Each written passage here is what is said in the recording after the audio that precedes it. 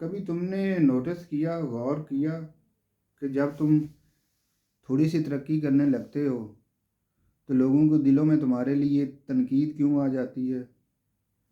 لوگ برداشت کیوں نہیں کر سکتے؟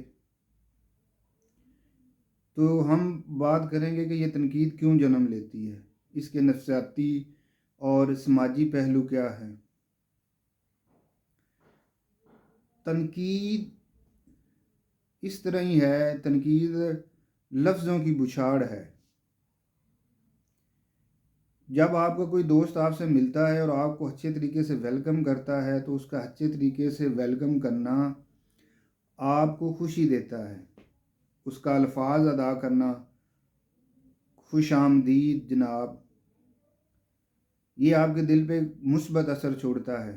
جب کوئی بندہ آپ کو ان ویلکم کرے، انوانٹیڈ محسوس کروائے، تو یہی کیوں آئے ہو، کس لیے آئے ہو، میرے پاس ٹائم نہیں ہے، تو یہ چیزیں آپ کے جو سیلف ہے اس کو مجروح کرتی ہیں۔ تو بتانے کا مقصد یہ ہے کہ الفاظ میں بہت طاقت ہے، چاہے الفاظ مثبت ہوں یا منفی، اثر رکھتے ہیں۔ اس طرح ہی نیگٹیوٹی کی اگر بات کریں، تنقید کی بات کریں، تو تنقید 2-3 قسم کی ہے: تنقید برائے اصلاح یا تنقید برائے تعمیر، اور تنقید برائے ڈسٹرکشن اور مثبت یا پروفیشنل کرٹیسزم۔ جب آپ آگے بڑھ رہے ہوتے ہیں تو لوگ سمجھتے ہیں کہ آپ لوگوں کو پیچھے دھکیل رہے ہوتے ہیں، لیکن لوگ اسی رفتار میں چل رہے ہوتے ہیں، لیکن آپ اپنی رفتار گروتھ کی بڑھا دیتے ہیں۔ جب آپ اپنی رفتار گروتھ کی بڑھاتے ہیں تو آپ پر حملے شروع ہو جاتے ہیں۔ بعض اوقات آپ پہ ڈائریکٹ آپ کی ذات پہ حملے کیے جاتے ہیں، آپ کی ذات میں کیڑے نکالے جاتے ہیں، تمہارا ناک نہیں ٹھیک، تمہارا کان نہیں ٹھیک، تمہارے بال نہیں ٹھیک، تمہاری سکن نہیں ٹھیک ہے۔ حالانکہ ان سے پوچھا جائے کہ کیا ہاتھ بنانے میں، سکن بنانے میں، ناک بنانے میں میرا کردار ہے، یا یہ خدا کی طرف سے، قدرت کی طرف سے مجھے ودیت کیے گئے ہیں، عطا کیے گئے ہیں۔ وہ سمجھتے ہیں، وہ جانتے ہیں کہ یہ باتیں آپ کے دل پہ برا اثر کریں گی، آپ کو مجروح کریں گی، توڑیں گی، تو اس لیے وہ آپ پہ تنقید کے تیر برساتے ہیں، آپ کو ہر وہ بات کرتے ہیں جو آپ کو بری لگے۔ تو اس کے پیچھے کچھ نفسیاتی اور کچھ سماجی پہلو ہوتے ہیں۔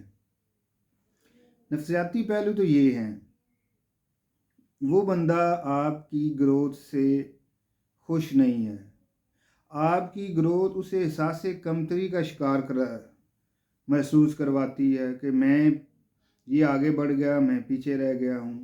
وہ اسے اپنی توہین سمجھتا ہے اور آپ کی ذات پہ حملے شروع کر دیتا ہے۔ دوسرا، اس کے اندر حسد اور جلن پیدا ہوتی ہے کہ آپ اتنا اچھے طریقے سے بولتے ہیں، آپ اچھے طریقے سے لوگوں کو ملتے ہیں، آپ پازیٹیو طریقے سے لوگوں کو ملتے ہیں، تو وہ آپ کی اچھائی، مثبت طریقے اور پازیٹیوٹی کو بھی نیگیٹیوٹی میں بدلنے کی کوشش کرتے ہیں، اور آپ کے بارے میں افواہیں گھڑتے ہیں، افواہیں پھیلاتے ہیں۔ اصل میں یہ جو بچپن کے ٹراماز ہوتے ہیں وہ ان کی شخصیت پر اثر انداز کر رہے ہوتے ہیں۔ بچپن میں انہیں جب محبت نہیں ملی ہوتی ہے ان کے اعمال، ان کی حرکات کی وجہ سے، تو پھر وہ سب سے بدلے لے رہے ہوتے ہیں، تو وہ آپ پہ تنقید کے بارش برساتے ہیں، آپ کی ہر کامیابی کو ناکامی میں دیکھنا چاہتے ہیں۔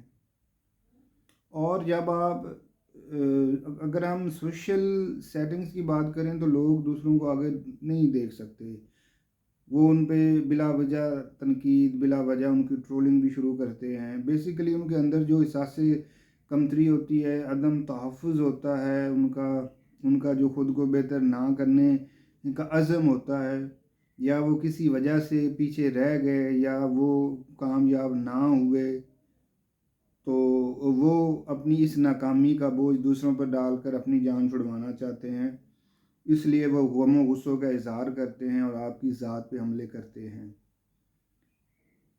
اور یہ جو سوسائٹی ہے یہ اس کو پروموٹ بھی کرتی ہے. اگر آپ سوشل میڈیا پہ دیکھ رہے ہیں لوگوں کا رہن سہن اٹھنا بیٹھنا لوگ دیکھ رہے ہیں تو وہ ان کے اندر انسٹیگیٹ کرتے ہیں اور ان کا اپنے دماغ پر اور اپنی زبان پر کنٹرول نہیں رہتا اور وہ تنقید شروع کر دیتے ہیں.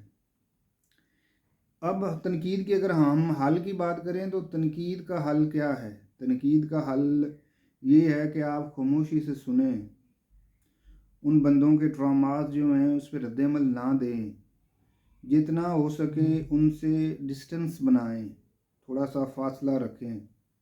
جو آپ کو عزت نفس کو مجروح کرنا چاہتا ہے، آپ کو لیس فیل کروانا چاہتا ہے تو اس سے ڈسٹنس مینٹین کریں اور ایک سیف باؤنڈریز کریں. اسے بتائیں کہ یہ بات مجھے قابل قبول نہیں ہے. اگر تم چاہتے ہو کہ ہم اچھے طریقے سے ملتے رہیں اور آگے چلتے رہیں تو اپنے رویے کو بدلیں.